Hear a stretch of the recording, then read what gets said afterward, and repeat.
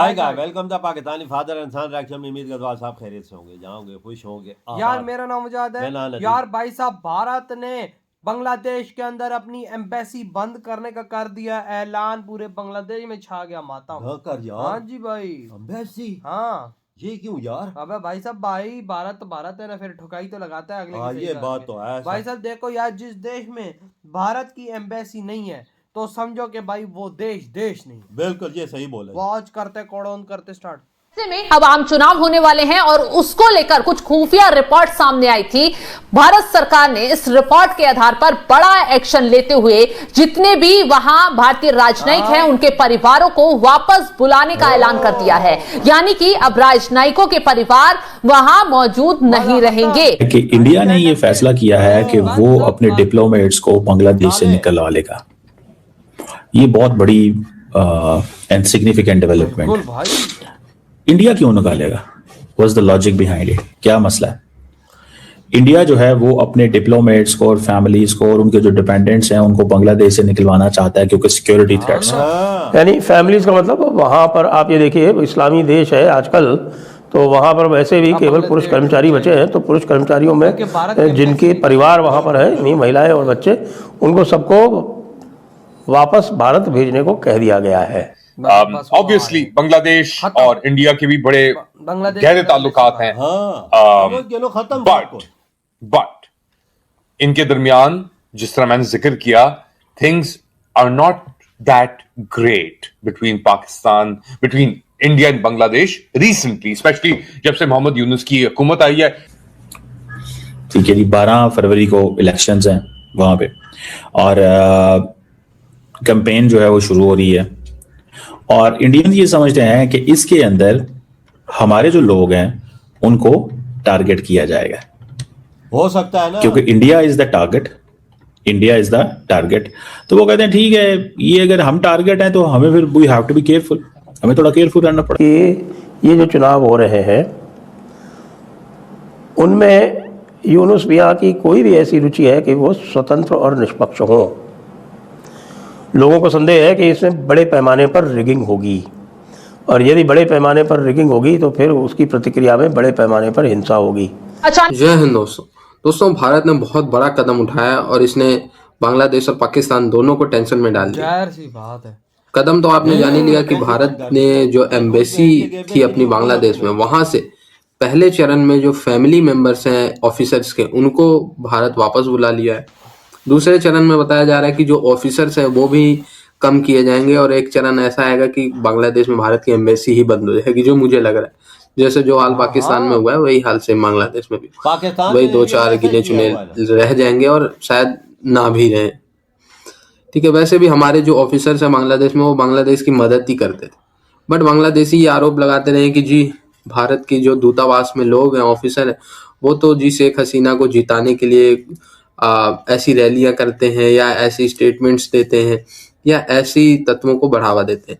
अभी बांग्लादेश में क्योंकि चुनाव भी आने वाला है, अब वहां पे शायद अगर प्रो इंडिया पार्टी जीत गई तो जो रेडिकल्स हैं जो घर में घुस के आग वाग लगाते हैं वो फिर कहीं भारत की एम्बेसी को टारगेट ना कर ले। वैसे भी भारत की एम्बेसी के सामने बांग्लादेश में बहुत बड़े धरने वरने हुए और आग जलाओ।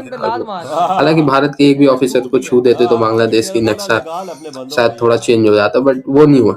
भारत ने एज अ प्रिकॉशन अपने एम्बेसी को पहले ही वहां से लोगों की संख्या, अपने लोगों की कम कर दी, वापस बुला लिया। मुझे लग रहा है जो फॉर एग्जांपल पहले 1000 लोग रहते थे एम्बेसी में, अब वहां पे 100 लोग हैं, फिर शायद 2-4 महीने में वहां 10-5 ही रह जाए। ये भारत सोच रहा है। इसका दूसरा एंगल पाकिस्तानी और बांग्लादेशी निकालने की कहीं भारत हमला तो नहीं करने वाला है बांग्लादेश में, और एक दफा क्योंकि इसीलिए अपने नागरिक निकाल रहा है वहां से। पहले चरण में वो एम्बेसी यानी ऑफिसर्स को निकाल रहा है जो हाईली रेटेड है, जो सरकारी है।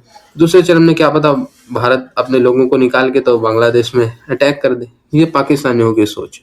कई जो मैं देख रहा था थिंक टैंक नजम सेट्टी जैसे लोग ये बातें कर रहे हैं। ये कदम उठाया गया, भारत ने बांग्लादेश को नॉन फैमिली स्टेशन घोषित कर दिया है और इसका मतलब है कि बांग्लादेश में तैनात भारतीय राजनयिकों और अधिकारियों को अब अपने परिवारों को साथ रखने की अनुमति नहीं होगी, यानी कि उनके परिवार अब उनके साथ वहां पर नहीं रहेंगे। दोस्तों कहा यह जा रहा है कि इंडिया ने ये फैसला किया है कि वो अपने डिप्लोमेट्स को बांग्लादेश से निकलवा लेगा। ये बहुत बड़ी एंड सिग्निफिकेंट डेवलपमेंट है। इंडिया क्यों निकालेगा? What's the logic behind it? क्या मसला है? इंडिया जो है वो अपने डिप्लोमेट्स को और फैमिलीज को और उनके जो डिपेंडेंट्स हैं उनको बांग्लादेश से निकलवाना चाहता है क्योंकि सिक्योरिटी थ्रेट्स हैं। थ्रेट तो है ठीक है जी, 12 फरवरी को इलेक्शंस हैं वहां पे और कैंपेन जो है वो शुरू हो रही है और इंडियंस ये समझते हैं कि इसके अंदर हमारे जो लोग हैं उनको टारगेट किया जाएगा। सही है, क्योंकि India is the target, India is the target. तो वो कहते हैं ठीक है, ये अगर हम टारगेट हैं तो हमें फिर we have to be careful, हमें थोड़ा केयरफुल रहना पड़ेगा। हम जाते ही नहीं है, उन चीजों में पढ़ते ही नहीं है। तो ये एक पॉइंट है। दूसरी बात यह है कि इंडिया ने हसीना वाजिद को सपोर्ट किया हुआ है। हसीना वाजिद की के ऑस्टर के बाद सबसे बड़ी ये पहली दफा ये सब कुछ होने जा रहा है, तो दैट इज सिग्निफिकेंट। तो ये जो इंडिया की जो विड्रॉल की ये वो मसला है, वो समझते हैं ये हमारा इंटरनल एडजस्टमेंट है।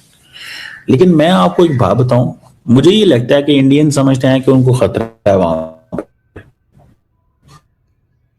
तो ये बेसिकली वो बड़े हालात खराब है ना भाई, जिसे वो कहते हैं ना कि जनता के ख्याल रख एट दिस मोमेंट, ठीक है, वो ये समझते हैं कि हमारे लोगों को खतरा है। दूसरा बेसिकली ये बांग्लादेश के ऊपर प्रेशर भी डाल रहे हैं कि देखो हम तुम्हारे इलेक्शन में यहाँ पे मौजूद नहीं थे, हम तुम्हारे इलेक्शन में यहाँ पे मौजूद नहीं थे।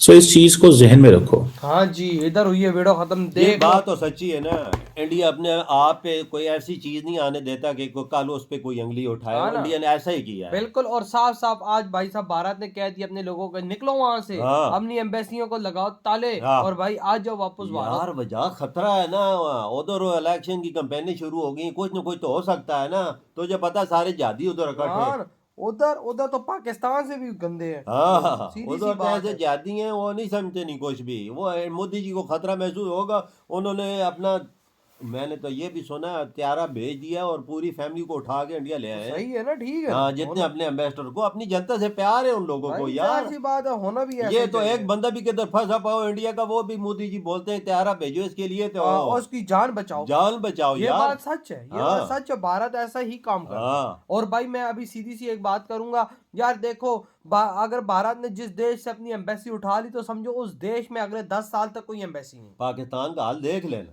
हाँ। पाकिस्तान में तो मैदे 6-7 बंदी हैं इंडिया के, ना होने के बराबर, ना होने के बराबर। और तो भाई पाकिस्तान का बांग्लादेश क्या में हाल तो है? भाई साहब पूरा पूरा ऐलान कर दिया बंद कर। हाँ, ताले पके हमारा बेड़ा गर्क हुआ है। हाँ। क्योंकि देखो भारत की जिस देश में एम्बेसी नहीं है ना, उस देश पर दुनिया का 150 कंट्री विश्वास ही नहीं करता। नहीं करता, क्योंकि बिल्कुल। भारत देश दुनिया की चौथी बड़ी सुपर पावर है। बिल्कुल, जो अब बिल्कुल। दुनिया की तीसरी चौथी बड़ी सुपर पावर का तुम्हारे देश में एम्बेसी का ना होना, ये इस चीज का दर्शाता है कि वो सुपर पावर देश तुम पे एतबार नहीं करता। तो वो दुनिया के 150 देशों को और भी बोलेगा, मतलब उसका यही मैसेज होगा कि इस देश में अपना काम मत करना। हाँ। करोगे तो हम पे गिला मत करोगे। मोदी जी ने को खुली छूट दे दी है। वजह अपने हर बंदा बुला लिया, सब कुछ बुलवा लिया कि कल कोई अंगली ना उठाए कि इंडिया ने मस्ती की है। जाहिर सी बात है, अपना बंदा ले आए। बिल्कुल। इंडिया ने वो चीज भी खत्म कर दी। जानो तुम्हारे काम जाने, बिल्कुल हम ऐसा। गए ताले लगा के। हाँ, ऐसा ही है। हाँ, सीधा ऐसा ही सीधा है। भाई।